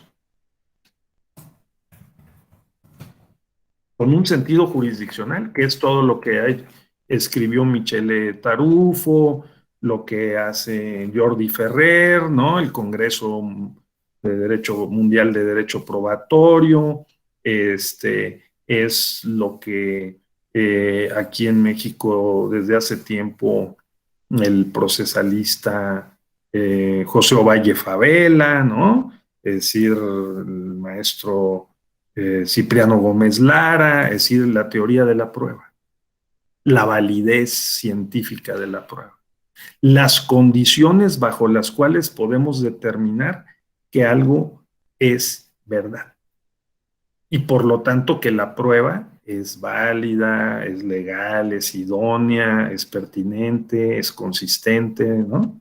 Es, digamos, legítima. Al final de cuentas, parece ser que hay dos ejes, digamos que paralelos y consistentes en este enfoque.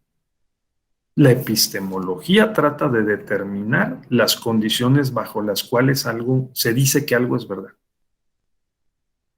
Y por lo tanto, tiene que estar justificada. La teoría tiene que estar justificada. ¿En qué? Pues tiene que estar justificada lógica, metodológica y hermenéuticamente. para que creamos o confiemos en ella, ¿no? Y además, otra cosa, éticamente, para no perder el tiempo, recursos y vida, tiene que ser útil.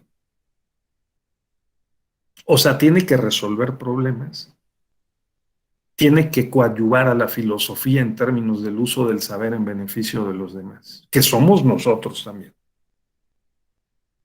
Eso es lo que tenemos en mente o lo que yo he tratado de aportar al construir este diplomado. O sea, esa es mi preocupación y la comparto, claro que con diferentes tonalidades y formas con el maestro Abelardo y el maestro Narváez, ¿no? Y desde luego ya veremos la contribución de la doctora Wendy y de otros compañeros que lo van a referir al tema de las pruebas. A mí me interesa que esto quede muy claro, porque no queda para todos. Hay algunos que tenemos más, otros menos, acercamientos con estas disciplinas. A mí me gustaría que quedara claro para todos, ¿no? ¿A qué modestamente se puede dedicar convencionalmente? Podemos coincidir en que se dedica a la epistemología a determinar, a certificar la legitimidad de los saberes. ¿Qué te parece así, Diana? ¿No? Y la legitimidad de esos saberes está en el saber teórico, la teoría del derecho de Kelsen, Bobbio, Ferraioli, vuelvo a repetir, una teoría marxista del derecho, ¿no? Woltmer o Óscar Correas con un enfoque crítico del derecho, la teoría del derecho de Dworkin, la que ustedes quieran, ¿no? Pero también la epistemología se enfoca de un tiempo a la fecha a partir de la obra de Larry Laudan en el ámbito norteamericano y anglosajón, y de Michele Tarufo, de Jordi Ferrer, entre otros, en la teoría de la prueba, en el derecho probatorio. Ahora bien, yo estoy planteando algo que pues estoy poniendo a prueba, que es que estas dos se pueden aplicar, sobre todo esta epistemología aplicada, no se aplique solo al derecho probatorio, sino que se aplique, fíjense ustedes, aplicada al Estado constitucional.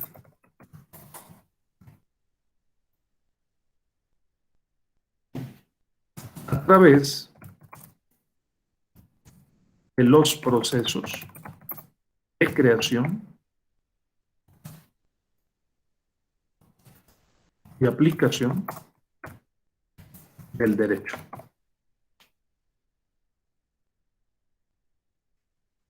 ¿Sí? Entonces,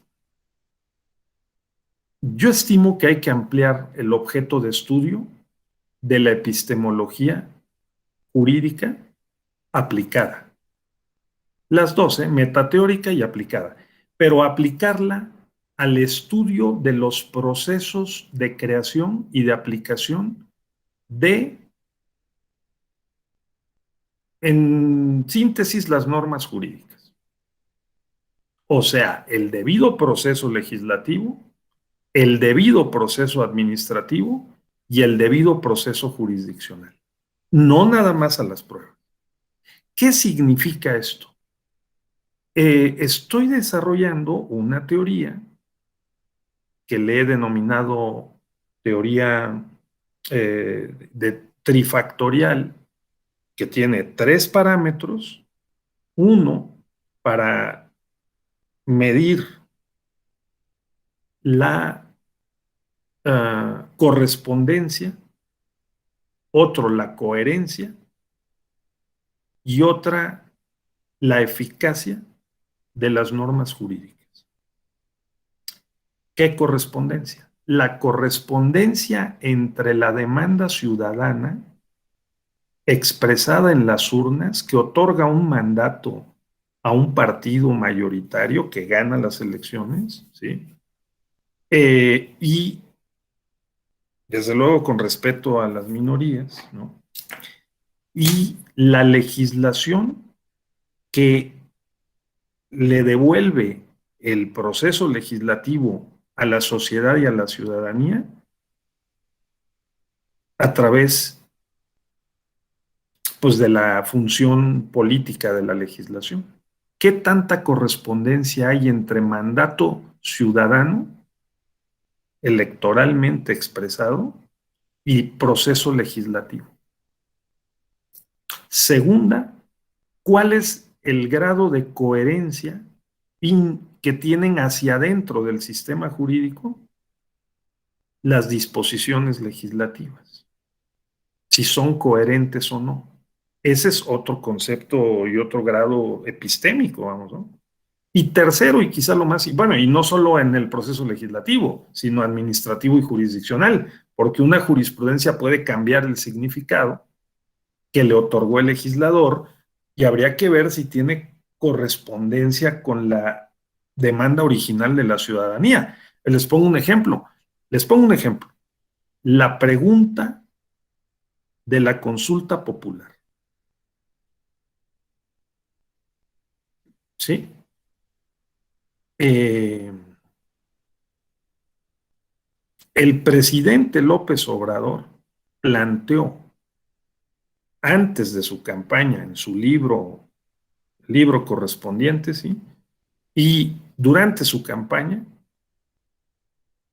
que haría consulta popular y también revocación del mandato. Esa demanda de grupos de la sociedad que él recogió, abanderó y promovió, la convirtió a través de su partido en la Cámara de Senadores en una pregunta sobre lo que vimos, la consulta popular, sobre lo que se denominó juicio a los expresidentes. La pregunta fue modificada por la Suprema Corte de Justicia. Le quitó lo de los expresidentes y puso en su lugar actores políticos relevantes del pasado. Y le completó con toda una fórmula que aparentemente distorsionó el mandato original, o por lo menos lo diluyó. Y luego la consulta se llevó a cabo el 1 de agosto y resultó que una mayoría minoritaria votó por el sí, pero no alcanzó el umbral que se requería para que la respuesta fuera vinculante. Yo pregunto, ¿no es este un objeto de la epistemología jurídica aplicada a los procesos electorales, legislativos, administrativos y jurisdiccionales en el Estado constitucional? Sí me explico, ¿no, Jesús? O sea, ¿cómo le seguimos la pista en el funcionamiento del Estado constitucional democrático a los mandatos que nosotros, los ciudadanos, otorgamos cuando hay elecciones, para ver qué correspondencia tiene la legislación con nuestro mandato? La aplicación administrativa y jurisdiccional, en su caso, de ese mandato. Y yo estimo que, bueno, el derecho probatorio es una fracción de todo este circuito de funciones epistémicas que tiene que cumplir la Constitución. Razón por la cual podemos entonces plantear un constitucionalismo epistémico, que es el conjunto de las operaciones para legitimar, o sea, para legitimar críticamente, no para legitimar justificativamente en términos ideológicos, no. El conjunto de operaciones para asegurarnos de que los operadores del sistema constitucional fueron correspondientes, coherentes y eficaces con el mandato de los ciudadanos depositado en las urnas. Porque eso es lo que haría realmente que pudiéramos tener indicadores para revocar el mandato.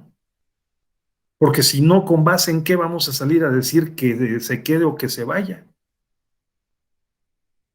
Si no tenemos parámetros e indicadores. Entonces esa es una preocupación que me permito compartir con ustedes, ¿no? A ver qué opinan de eso, si tienen alguna opinión, pero por lo pronto tenemos ya varias cosas, ¿no? Primero tenemos una definición, si ustedes quieren, provisional, limitada, en nuestra pequeña comunidad epistémica, ¿no? De epistemología, pero claro, la hemos tomado de otras fuentes doctrinales de personas que también han estudiado mucho el tema, ¿no? O sea, ¿quiénes han estudiado mucho el tema? No, pues yo les digo que pues, por lo menos 3, ¿sí, no? Pues ustedes seguramente conocen, está en la red, sí les recomiendo mucho, 3 libros, ¿no? En esta materia,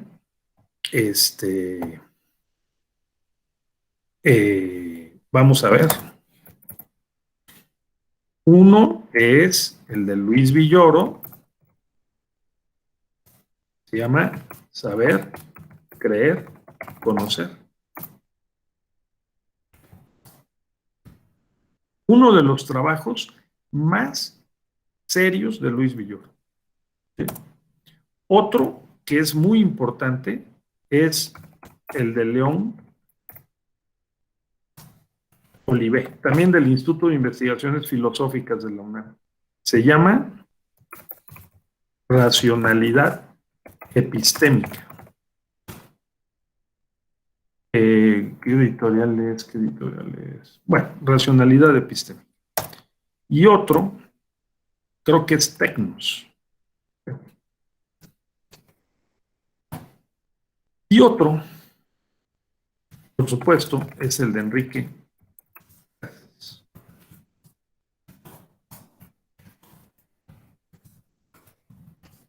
Epistemología jurídica aplicada, ¿sí? Este también está en la red y ese se lo recomiendo mucho, ¿eh? Entonces, esos 3, ¿sí?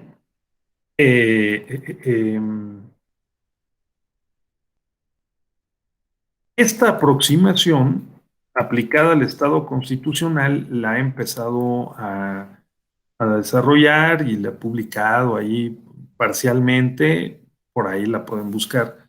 En particular, hay un ensayito de su servidor que se llama Hacia la epistemología aplicada a las instituciones políticas.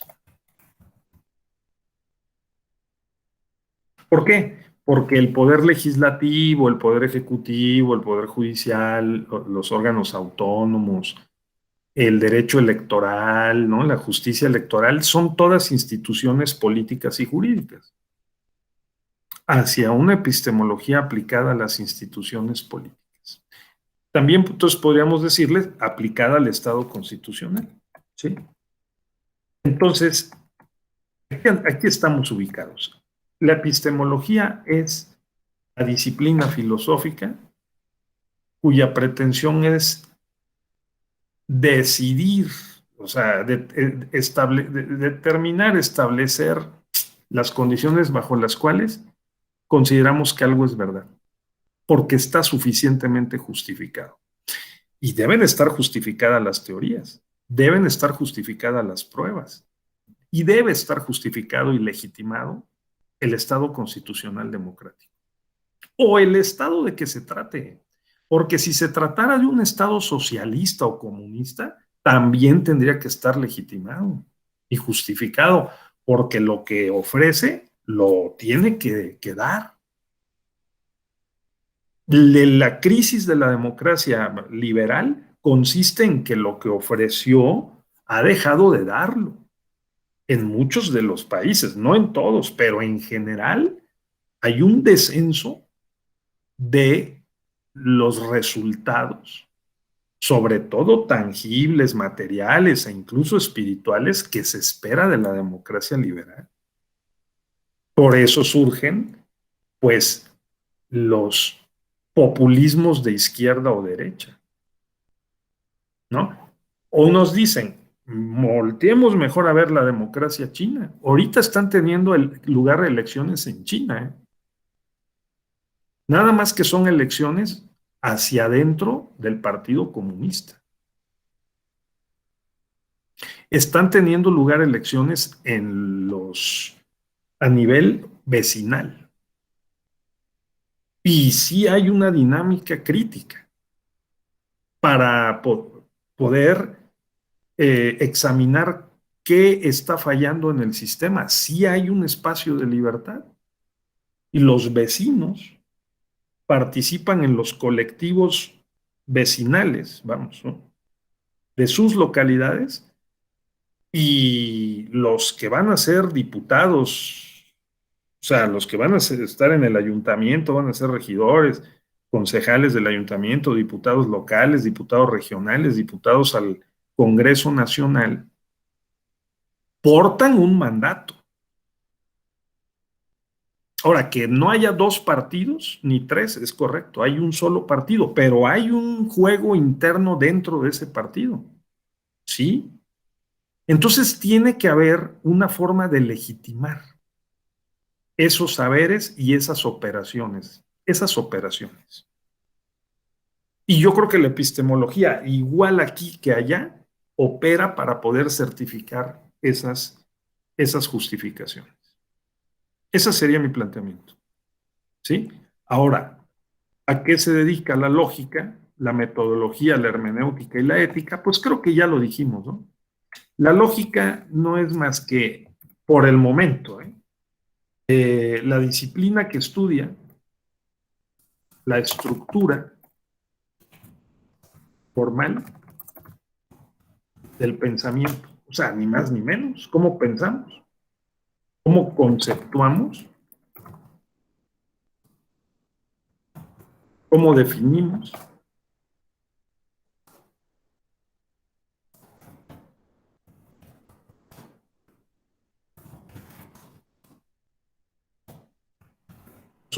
Juicio o proposición, razonamiento y argumento, falacias o errores.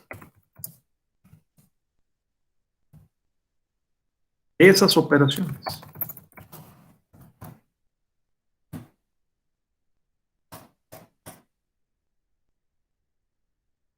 Si ya utilizamos correctamente ese instrumento de la lógica, con esa lógica formal, aristotélica, incipiente, convencional, ya ganamos mucho. Oiga, profesor, pero que hay una lógica informal, sí, claro. Pues en todos los modos de argumentación para apoyar las premisas que hacen persuasiva la conclusión. Así es. Es decir, y no quisiera entrar en este momento, pero pues hay toda una teoría de la argumentación práctica o aplicada que se encarga de estudiar eso, ¿no? La metodología, que es pues la que estudia los métodos y procedimientos para acceder, vamos a decir, al saber justificado. Y la hermenéutica, que yo creo que está aquí,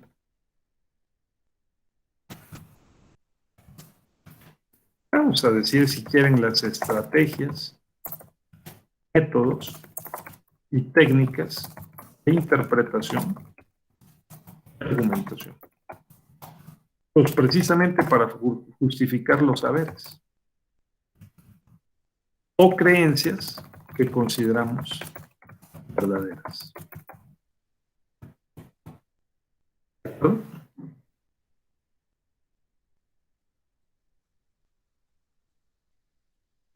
Y finalmente, pues la ética, ¿no?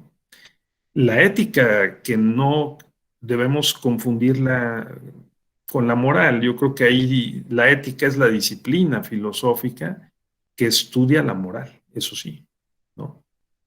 Estudia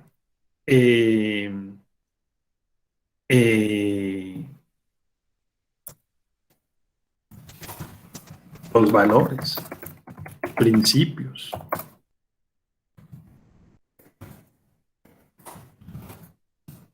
Creencias, prácticas, ¿no? Humanas.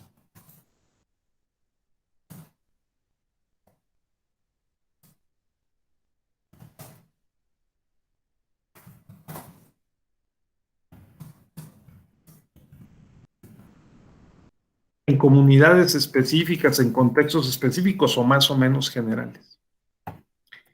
Esto es lo que nos hemos representado para diseñar este diplomado. O sea, ¿cómo podemos entender, asumir, estudiar, estar de acuerdo en que la epistemología tiene ciertos contenidos, vamos a decir convencionales, ¿no? Y pues por el momento nos conviene enfocarla así. La epistemología es la disciplina filosófica que se dedica a certificar la legitimidad de los saberes, porque estén cultural, metodológica, hermenéutica y éticamente justificados. Y claro, cada una de estas disciplinas tiene su propio ámbito y sus elementos e interactúan con las otras. La muy perceptiva y aguda opinión de Diana en el sentido de que cómo se justifica la epistemología, se justifica con las otras 5 disciplinas, porque son interactivas. Con las otras 4, perdón, son interactivas. La observación también muy buena de Felipe, sí, efectivamente. Cualquiera que sea la cultura epistémica, marxista, liberal, socialdemócrata, afrodescendiente, indígena, mestiza, criolla o de género, ¿no? Binaria o no binaria, pero todas tienen que utilizar un cierto método, un cierto orden, y nos tendrían que explicitar cuáles son los conceptos y es la utilidad práctica de esos conceptos, o sea, su justificación argumentativa y hermenéutica, interpretativa y argumentativa, ¿no? O sea, lo que dice Villoro en su libro, saber, creer, conocer, no es lo mismo. Para conocer, tenemos no solo que saber, sí, yo lo sé, pero dice Villoro, pero para conocer necesitamos ese paso que es la justificación. Y la justificación está dada por la hermenéutica, o sea, la interpretación y la argumentación. Y su utilidad práctica, que es lo que yo decía al principio, ¿no?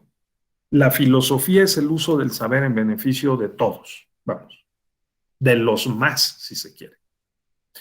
¿Cómo ves, Felipe? Espero que no hayamos derrapado mucho, mano, con base en tus adquisiciones, también porque Felipe tiene una doble formación muy, muy importante.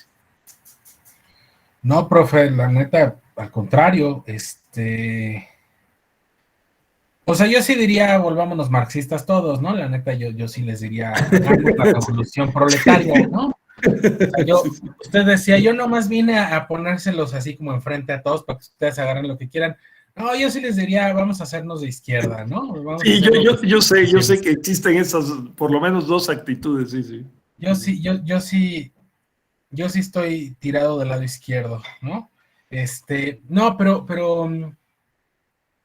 coño, pues bien, ¿no? A ver, ¿qué le digo? Estamos enmarcando correctamente y creo que suficientemente porque hablamos de, a ver, vamos a pensar en que, a ver, ¿no? La epistemología, sí está chida, pero la epistemología no se sostiene si no tiene hermenéutica, si no tiene metodología, si no hay una ética determinada, etcétera, etcétera. O sea, digamos, estamos poniendo el marco referencial y ponemos en el centro la epistemología, pero me parece que esta idea de, ojo, porque la epistemología no es así como por sí sola, sino que solo es en la medida en que está sustentada sobre una metodología, sobre una ética, sobre una hermenéutica, etcétera, pues me parece sumamente afortunada, ¿no? Exacto, Felipe. Sí, no hay una hegemonía de la epistemología, esa es muy buena, sino que creo que hay una circularidad interactiva entre las 5 disciplinas y puede haber otras. Alguien puede decir, oye, y a ver, y la historia, ¿no? ¿Y dónde está la psicología, o sea, la sociología? No, está bien, ¿no? Lo único es que por lo pronto está 5, ¿no? Para decir, bueno, a ver, ahí parece que hay además unos compromisos éticos que alguien puede decir, oye, yo tengo un compromiso ético, como tú dices, con una actitud crítica, ¿no? Emancipatoria, de igualitaria, ¿no? Está perfecto. Así es. Perfecto. Pero esa, estimado Felipe, yo estimo que como las otras también, tienen su método que justifica, ¿no? Pues está el materialismo histórico, ¿no? El dialéctico, ¿no? Sí, claro. Y hay que estudiarlo y hay que conocerlo para poder, reclamar, demandar la justificación, ¿no? Decir, oye, yo defiendo esas justificaciones porque creo que es legítimo ese saber. No, me parece muy bien, sensacional. Y bueno, ya la otra sí es un juego de política académica y de política de gobierno, ¿no? Claro. Para ver, sí, por ejemplo, cómo han cambiado en la Facultad de Economía de la UNAM el currículo, ¿no? Es que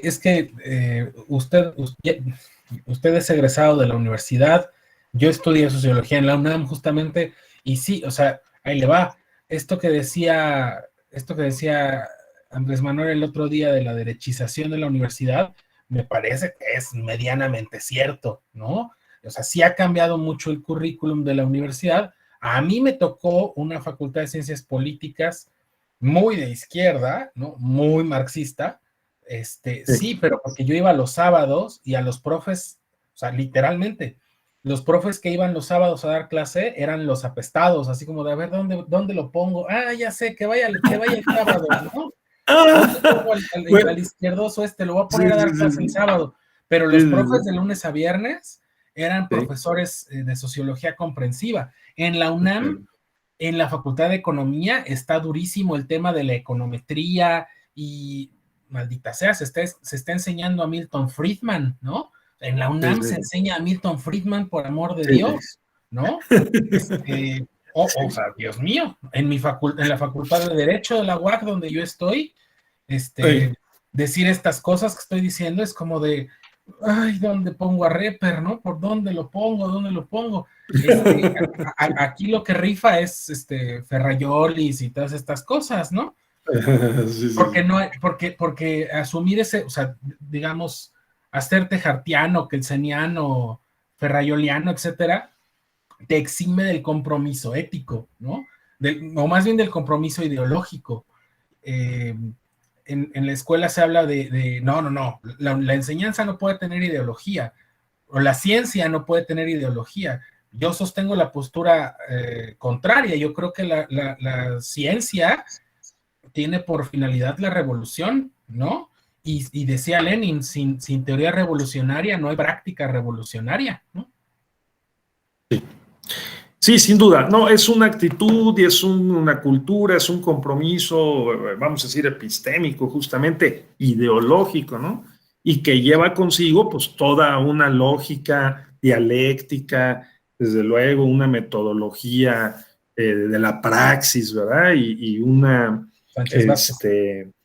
Sí, claro, y yo lo recuerdo muy bien al maestro Sánchez Vázquez. Uno de sus principales textos que me cautivó es La ideología de la desideologización de las ciencias sociales, ¿no? Sí, entonces, ahora, nada más yo sostengo lo siguiente. Sí nos comprometemos, pero también hay que tener, Felipe, la capacidad de salirse de repente de la cultura epistémica que uno trae, que porta uno por las condiciones culturales de nuestra formación, ¿no? Y también de repente decir, a ver, me quito esta casaca y déjenme verla desde afuera, ¿no? O me pongo para otra hacer y una... la visto, ¿no? Sí, y otra, claro, claro. En la medida que dominemos más saberes epistémicos o más culturas epistémicas, hoy sería la definición de sabio o de sabia, ¿no? O sea, es decir, a ver, yo conozco el lenguaje del marxismo, vamos a llamarle lenguaje, yo conozco el lenguaje del liberalismo, yo conozco el lenguaje del análisis crítico, yo conozco el lenguaje del análisis psicojurídico, o sea, la medida de un conocimiento de más lenguajes, o vamos a llamarlas culturas epistémicas, sería la medida de mi comprensión del mundo, ¿no? Porque si no, no estás haciendo ciencia, estás siendo dogmático. Correcto. ¿Y qué clase de marxista sería yo? ¿Qué clase de marxista sería yo si les dijera, no, aquí el marxismo es el que rifa? Eso sería ser tanto como los científicos estalinistas, ¿no? Correcto, muy bien. No, sí, claro, Felipe. Y además una cosa, porque también tú tendrías que contraargumentar a tus otredades, digamos, ¿no? A tus otros, que cultivan otras culturas epistémicas. Y eso para poder muy bien, contestar, tienes que saber de qué están hablando, ¿no? Sí, claro, muy bien. ¿Qué tal, Diana? ¿Sí? Sí, totalmente. Sí. Bueno, entonces, David, quienes participaron, Jorge, y quienes no también, ¿no? Arturo. O sea, les quiero decir que esta es una de las mejores sesiones que he tenido en cualquier diplomado a lo largo de todo el año que he estado en la escuela judicial. Se los digo sinceramente, ¿sí? El nivel de la conversación, su participación, todo muy bien, los contenidos, los celebro. Voy a hablar con mi querido amigo y colega maestro Hernández, ¿no? Y también con Narváez, ¿no? Para decirles que tenemos un grupo de alto nivel de calidad y yo de verdad les agradezco mucho esta sesión, sus participaciones. Saluden al doctor Ramón, por favor. Sí, cómo no. Bueno, y va a estar más adelante con nosotros la semana que viene. Y el viernes va a estar con ustedes el maestro Abelardo. Yo regreso el lunes, nos vemos el lunes. Creo que es un día inhábil, tal vez sea el martes, no estoy seguro, pero nos vemos próximamente. Entonces, muy bien, los felicito, qué bueno, estoy muy entusiasmado. Gracias y buenas noches, nos vemos pronto. Hasta luego. Gracias, doctor. Buenas noches, doctor. Buenas noches a todos. Adiós. Nos vemos, Pince. Bye. Gracias. Gracias, Evelyn.